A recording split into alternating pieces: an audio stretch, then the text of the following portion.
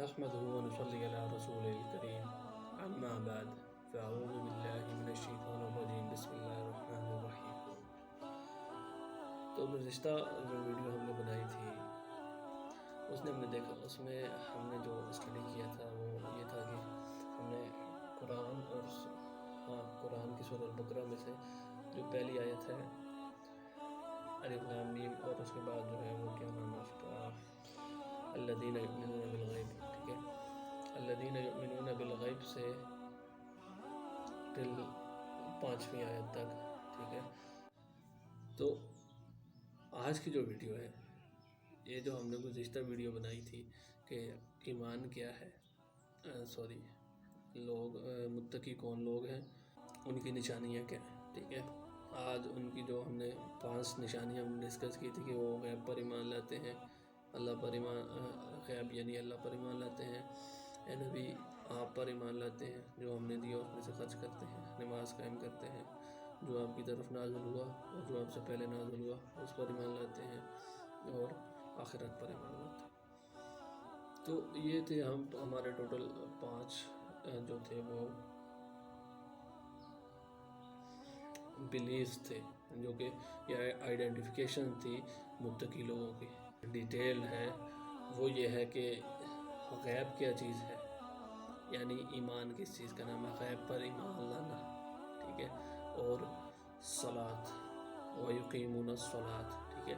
اب ہم یہ دیکھیں گے کہ صلاۃ قائم کرنا کیا ہے۔ ہم تو نمازیں پڑھتے رہتے ہیں نا، ٹھیک ہے، تو کیا ہماری نماز میں یا اور یہ جو قرآن میں صلاۃ آیا ہے اس میں کوئی فرق ہے؟ تو اس کے لیے جو سب سے زیادہ اتھینٹک بک ہے تفسیر کے لحاظ سے، جو ابھی ہمارے پاس ایزیلی اویلیبل ہے، وہ ہے تفسیر ابن کثیر۔ ٹاپک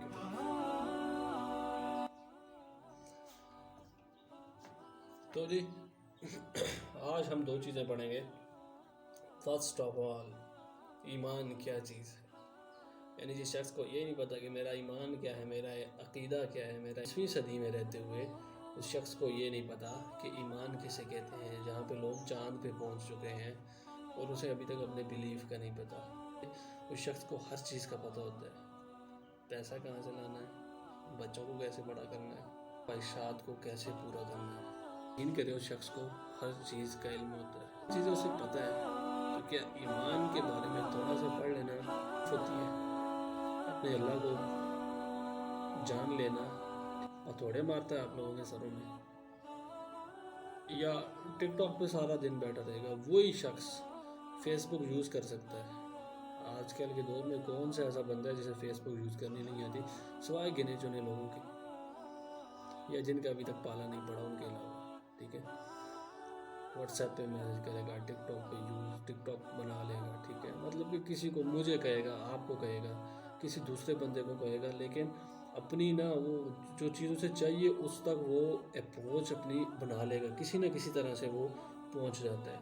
تو یعنی کہ یا تو پھر یہ ہے کہ انہیں اللہ اور اس کے رسول سے کوئی لگاؤ نہیں ہے، وہ سوچتے سمجھتے نہیں ہیں، یا یہ ہے کہ وہ انہیں سب کچھ پتہ ہے، انہوں نے آنکھیں بند کی ہوئی ہیں، ٹھیک ہے۔ تو سب سے پہلی بات ہم چلتے ہیں ایمان کی طرف۔ ایمان کیا ہے، اور ایمان کے لیے ہم جو ہے وہ چلتے ہیں تفسیر ابن کثیر پہ۔ تو تفسیر ابن کثیر میں ایمان کی تعریف جو ہے وہ کیا کرتے ہیں، حضرت عبداللہ فرماتے ہیں ایمان کسی چیز کی تصدیق کرنے کا نام ہے۔ قول عبداللہ کا ہے، حضرت عبداللہ کا وہی ہے حضرت ابن عباس کا، ٹھیک ہے، یعنی ایمان کسی چیز کی تصدیق کرنے کا نام ہے۔ پہلی بات جو ہم سب کو پتہ ہے، یہ ہر کیٹیگری کے آدمی کو پتہ ہے کہ تصدیق، ایمان کیا ہے کہ اللہ پر ایمان لانا، اللہ کو سچا ماننا، اللہ کی وحدانیت کا اقرار کرنا۔ ظاہری فرماتے ہیں کہ ایمان کہتے ہیں عمل کو، ٹھیک ہے، ربیع بن انس کہتے ہیں یہاں مراد ایمان لانے سے ڈرنا ہے، جبکہ ابن جریر فرماتے ہیں یہ سب اقوال مل جائیں تو مطلب یہ ہوگا کہ زبان سے دل سے ایمان لاتے ہیں اور اللہ کا ڈر رکھتے ہیں۔ ایمان کے مفہوم میں اللہ تعالیٰ پر، اس کی کتابوں پر، اس کے اصولوں پر ایمان لانا شامل ہے، اور اس اقرار کی تصدیق عمل کے ساتھ بھی کرنا لازم ہے۔ بعض لوگوں نے ایمان کے معنی اللہ سے ڈر، خوف کے بھی کیے ہیں، اور ایک جگہ فرمایا من خشی الرحمن بالغیب، یعنی جو شخص اللہ تعالیٰ سے بن دیکھے ڈرے اور جھکنے والے دل لے کر آئے، حقیقت میں اللہ کا خوف ایمان کا اور علم کا خلاصہ ہے۔ ٹھیک ہے، اب یہاں پہ جو بات ہے علم کا خلاصہ ہے اور ایمان کا، ایمان جو ہے وہ حقیقت میں ڈر اور علم کا خلاصہ ہے۔ ڈر یہ کہ اللہ سے ڈرنا چاہیے اور کسی سے نہیں ڈرنا چاہیے، کسی کی عبادتیں، کوئی شخص ہمیں نفع دے گا، کوئی نقصان، کوئی الہ ہمیں کچھ بھی نہیں کر سکتا، سورج چاند ستارے ہمیں کچھ بھی نہیں دے سکتے، بادلوں سے ہمیں نہیں ڈرنا چاہیے، ہمیں سمندری طوفانوں سے، دریائی طوفانوں سے، بارشی طوفانوں سے، کسی قسم کی آفت سے ہمیں ڈرنا نہیں چاہیے، اور نہ یہ کسی وجہ سے آتی ہے، نہ کوئی اور شخص، کوئی اور ہستی، کوئی اور بت، کوئی اور الہ ان چیزوں کو لے کر آ سکتا ہے۔ یہ صرف اللہ کا کام ہے اور ہمیں یہ ڈر صرف اللہ سے رکھنا چاہیے۔ ٹھیک ہے، ایک چیز یہ ہوگی۔ دوسری چیز جو مجموعہ بتائے گا علم کا، ٹھیک ہے، علم سے مراد اللہ کو بن دیکھے ایمان لانا، بن دیکھے ایمان لانا۔ اللہ یہ نہیں کہہ رہا کہ آنکھیں بند کرو مجھ پہ ایمان لاؤ، اللہ پاک یہ کہہ رہے ہیں کہ بن دیکھے ایمان لانے کا مطلب ہے کہ ذرا، اور ساتھ میں کہا ہے کہ بن دیکھے ایمان لانے کا مطلب ہے علم کا، ڈر اور علم کا مجموعہ جو ہے وہ ایمان کہلاتا ہے۔ اب جو علم ہے وہ یہ ہے کہ تفکر فی الکون ہے، ٹھیک ہے، اللہ کی جو کائنات ہے اس میں سوچ کرنا، فکر کرنا، ٹھیک ہے، تفکر فی الناس ہے، ٹھیک ہے، انسانوں کے رویوں میں، انسانوں کے لہجوں میں، انسانوں کا اٹھنا بیٹھنا سمجھ آ جائے، ٹھیک ہے۔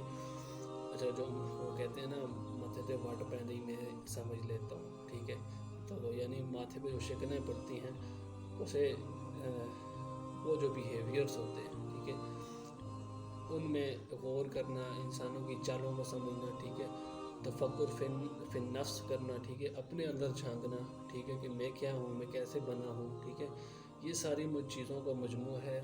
جب آپ ان سب چیزوں پہ تحقیق کریں گے تو آپ جا کے پہنچیں گے ایمان بالغیب پہ، ٹھیک ہے۔ پھر ایمان بالغیب کیا ہوگا کہ اس سارے نظام کو چلانے کے پیچھے کوئی ایک ہستی ہے، کوئی ایک ایسی سپر پاور ہے جو اس سارے نظام کو کنٹرول کرتی ہے، کہ ہم آپ پر ایمان لائیں، جو آپ کی طرف اترے اس پر بھی ایمان لائیں۔ لیکن جب اپنے گروہوں میں واپس جاتے تھے تو کہتے تھے کہ ہم تو ان کے ساتھ مذاق کر رہے تھے، ٹھیک ہے، اس سے مراد ابو العالیہ فرماتے ہیں کہ غیب سے مراد اللہ تعالیٰ پر، فرشتوں پر، کتابوں پر، رسولوں پر، قیامت پر، جنت دوزخ پر، ملاقات اللہ پر، مرنے کے بعد جی اٹھنے پر ایمان لانا ہے۔ قتادہ ابن دائمہ کا یہی قول ہے۔ ابن عباس، ابن مسعود اور بعض دیگر اصحاب سے مروی ہے کہ اس سے مراد وہ پوشیدہ چیزیں ہیں جو نظروں سے اوجھل ہیں، جیسے جنت، دوزخ وغیرہ، وہ امور جو قرآن میں مذکور ہیں۔ ابن عباس فرماتے ہیں اللہ کی طرف سے جو کچھ آیا وہ سب غیب میں داخل ہے۔ ابو ذر فرماتے ہیں اس سے مراد قرآن ہے۔ عطا بن ابو رباح فرماتے ہیں اللہ پر ایمان لانے والا غیب پر ایمان لانے والا ہے۔ اسماعیل بن ابو خالد فرماتے ہیں کہ اسلام کی تمام پوشیدہ چیزیں مراد ہیں۔ زید بن اسلم کہتے ہیں کہ مراد تقدیر پر ایمان لانا ہے۔ بس یہ تمام اقوال معنی کی روح سے ایک ہی ہیں، اسی لیے سب چیزیں پوشیدہ ہیں اور غیب کی تفسیر ان سب پر مشتمل ہے۔ تو اس میں جو ظاہر چیز تھی وہ ہے نبی علیہ السلام، لیکن آج کا جو مسلمان ہے اس کے لیے سب کچھ پوشیدہ ہے۔ آج ہمیں بالکل 2 ہاتھ 2 پیر، اپنا دماغ، اپنی آنکھیں، کان، اپنے تمام حصے لگا کر اس چیز پر ایمان لانا ہے کہ اللہ ایک ہے، اس کے فرشتے ہیں، وہ عرش پر جل ہوا، میرے نبی نے ہم تک پہنچائی، لیکن آج ہماری آنکھوں سے سب کچھ اوجھل ہو چکا ہے۔ تو چلتے ہیں صلوات کی طرف۔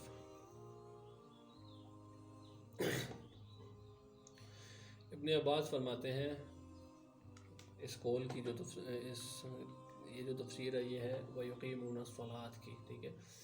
صلات کی تفسیر میں ابن عباس فرماتے ہیں فرائض نماز بجا لانا، رکوع سجدہ تلاوت خشوع اور توجہ کو قائم رکھنا، نماز کو قائم رکھنا قطادہ کہتے ہیں، وقتوں کا خیال رکھنا، وضو اچھی طرح کرنا، رکوع سجدہ پوری طرح کرنا اقامت صلات ہے. آتا ہے ابن جریر فرماتے ہیں صلات اس لیے کہا جاتا ہے کہ نمازی اللہ تعالیٰ سے اپنے عمل کا ثواب طلب کرتا ہے اور اپنی حاجتیں اللہ تعالیٰ سے مانگتا ہے. بعض نے کہا کہ جو دو رگیں پیٹھ سے لے کر ریڑھ کی ہڈی کی دونوں طرف آتی ہیں انہیں عربی میں سلوین کہتے ہیں. چونکہ نماز میں یہ ہلتی ہیں اسی لیے نماز کو صلات کہا گیا، لیکن یہ قول ٹھیک نہیں ہے. بعض نے کہا کہ یہ ماخوذ ہے صلی سے، جس کے معنی ہے جھک جانا اور لازم ہو جانا، جیسے قرآن میں لا یصلاہ یعنی جہنم میں ہمیشہ نہ رہے گا مگر بدبخت. بعض علماء کا قول ہے کہ جب لکڑی کو درست کرنے کے لیے آگ پر رکھتے ہیں تو عرب تسلیات کہتے ہیں. تو چونکہ نمازی بھی اپنے نفس کی کجی کو نماز سے درست کرتا ہے اسی لیے صلات کہتے ہیں. ٹھیک ہے، جیسے قرآن میں ہے ان الصلاۃ تنہی عن الفحشاء والمنکر، یعنی نماز ہر بے حیائی اور برائی سے روکتی ہے، لیکن اس کا دعا کے معنی میں ہونا ہی زیادہ صحیح ہے، زیادہ مشہور ہے. واللہ اعلم. لفظ زکوٰۃ کی بحث اگلی ویڈیو میں ہم جو ہے وہ زکوٰۃ کی بحث پر بات کریں گے.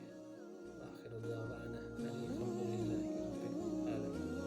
ہمیں دیجیے اجازت، اگلی ویڈیو کے ساتھ ملتے ہیں. تو فرشتوں پر ایمان کیا ہے اور اللہ کی کتابوں پر ایمان کیا ہے اور آخرت پر ایمان کیا ہے، تو ہمارے ساتھ رہیے اور دیکھتے رہیے.